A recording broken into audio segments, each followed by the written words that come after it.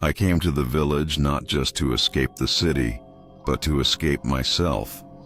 Life had become unbearable. I had just lost my job. My girlfriend blocked me on everything, and my phone wouldn't stop buzzing with debt reminders. So when my grandfather passed away and left me his old coastal home, I took it as a sign, a reset. The village of Waru sat by the sea, almost untouched by time. The road to reach it wasn't even paved, just gravel and grass. No phone signal, no streetlights, no distractions. The air smelled of salt and burning coconut husks. The sound of waves was constant, soothing. I told myself, this is peace. I didn't know that peace in this place had a price. The villagers were kind, but distant. They never asked why I was here. They only said the same thing in whispers, especially the older ones. Don't sleep under the Waru tree.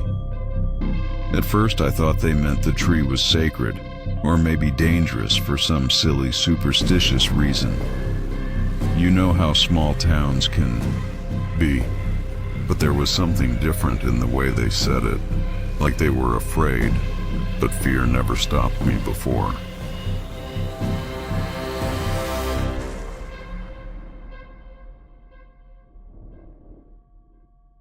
The Waru tree stood alone at the edge of the village, near the sea, unlike the palm trees and banana plants scattered around.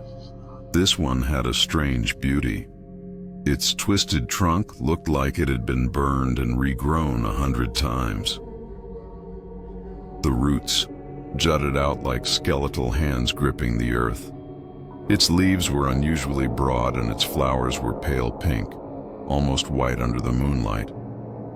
I asked a fisherman about it once.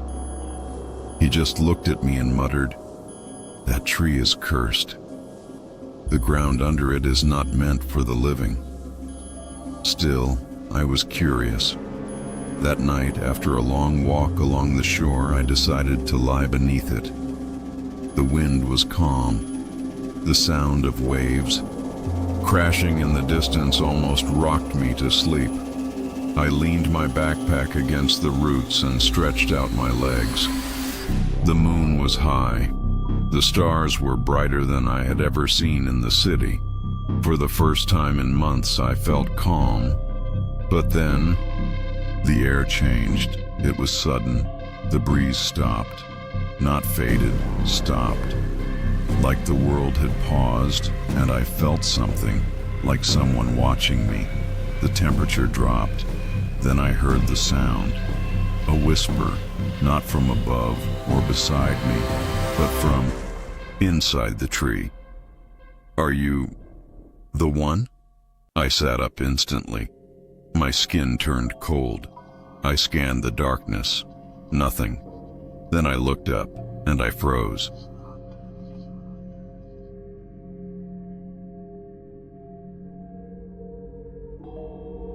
She was hanging upside down from one of the thicker branches. At first I thought it was some kind of cloth or vine, swaying gently. But then, the hair moved.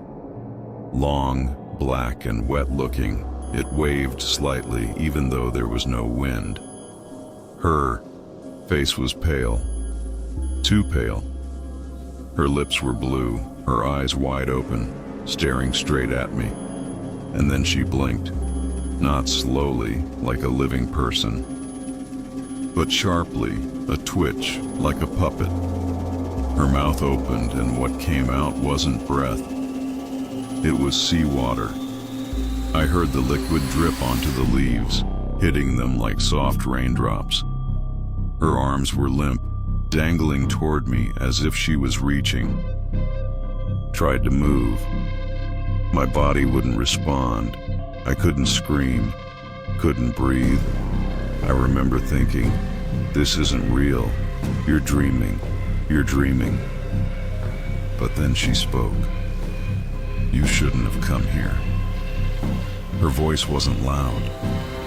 It was like it was being whispered from a shell or through the thick fog of the ocean floor. My heart pounded so hard it felt like it was going to rip through my chest. I closed my eyes tight, and when I opened them again, she was gone. Not a sound, not a trace. Only the faint scent of salt water and decay lingering in the air. But what chilled me most was what I found beneath my head where I had rested. Single wilted Cambogia flower and a strand of long black hair.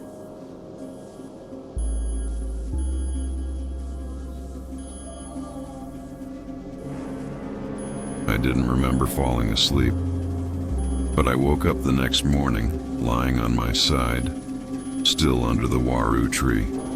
The sunlight felt harsh, too bright. The sea breeze had returned, warm and normal again. Birds chirped in the distance. For a moment, I questioned everything. Had it all been a dream? A vivid nightmare caused by stress and exhaustion? But then I touched my neck. It was damp. My shirt collar was soaked with something that smelled of brine, seawater, and clenched in my left fist was that same wilted Cambogia flower. I shot up, heart racing. Was someone playing tricks on me? The villagers? Some twisted hazing for outsiders? I hurried back to the village.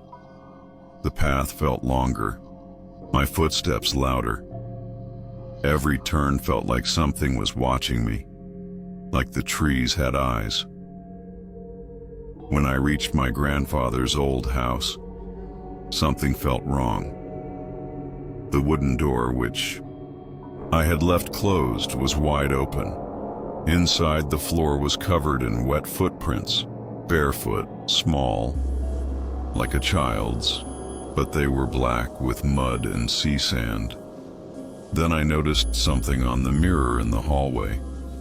Letters drawn with a wet finger, still dripping. Why didn't you listen? I backed out of the house. I ran to the village square. I needed someone, anyone, to tell me I wasn't losing my mind. But when I got there, the village was silent. Not quiet, abandoned. Every door was open. Bowls of food left uneaten.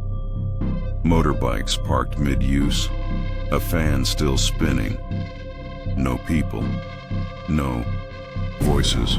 No explanation. Only that same smell. Salt water and decay.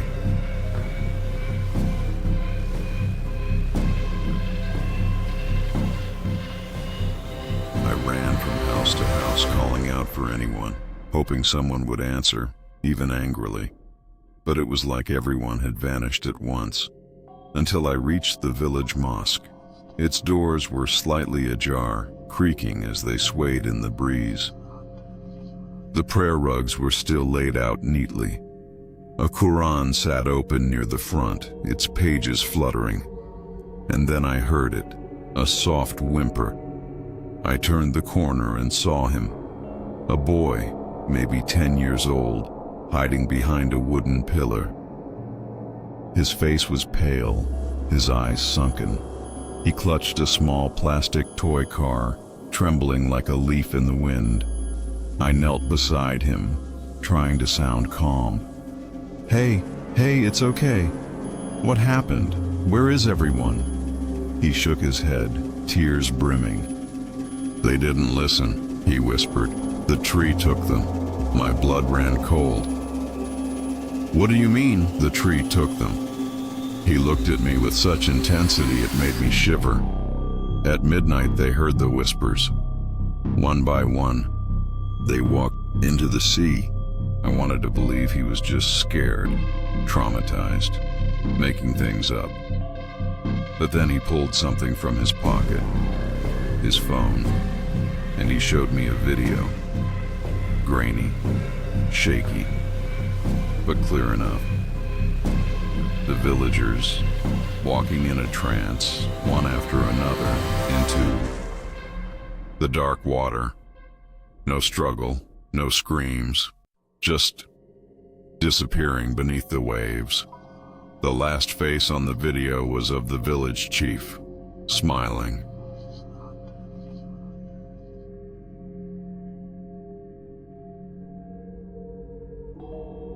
I took the boy with me and locked the door to my grandfather's house.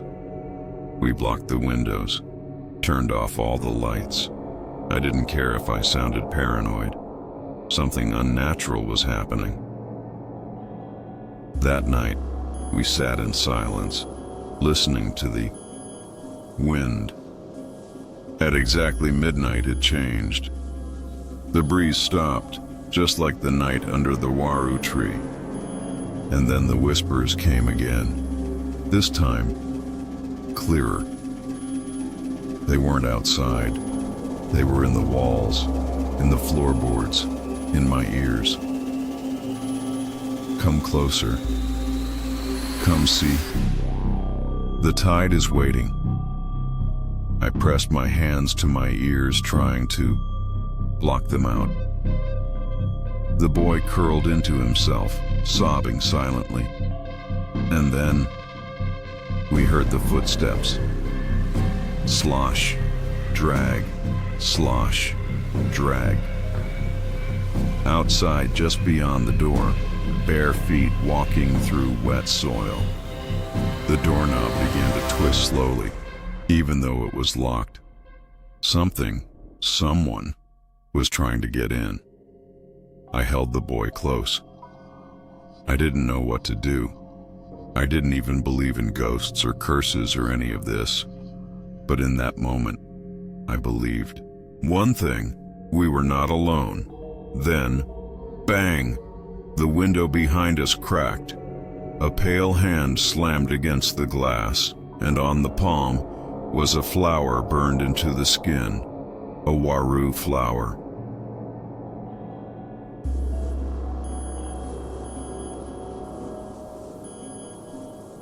The glass didn't shatter. It melted, like ice under a blowtorch. The hand slipped through, fingers thin and unnaturally long. The boy screamed, and I grabbed his arm, dragging him through the back of the house. We ran barefoot, dodging puddles of seawater that shouldn't have been there. The whispers followed us. Don't run. You belong to us now. I didn't look back. I couldn't. Something told me if I did, I'd see my own face staring back at me, upside down and grinning. We ran past the empty houses, past the mosque, toward the cliff edge by the sea, where I had first arrived. The tide was high. Angry waves slammed against the rocks. There was no boat, no road, no sign of rescue. But then the boy tugged at my hand and pointed to a small shed half covered in vines. Inside, an old radio tower. I climbed it like my life depended on it. Because it did. The boy followed, sobbing, shaking. At the top, I smashed the emergency broadcast button. My name is, there's something happening, please. Anyone, static. Then, a voice replied, we've been listening. I froze. You were warned, but you slept beneath the Waru tree. You let it in. I threw the radio down in horror. Below, the sea had turned black. Dozens of pale faces were looking up from the waves, and at the center of them, her, the upside-down woman, now upright, walking toward the tower.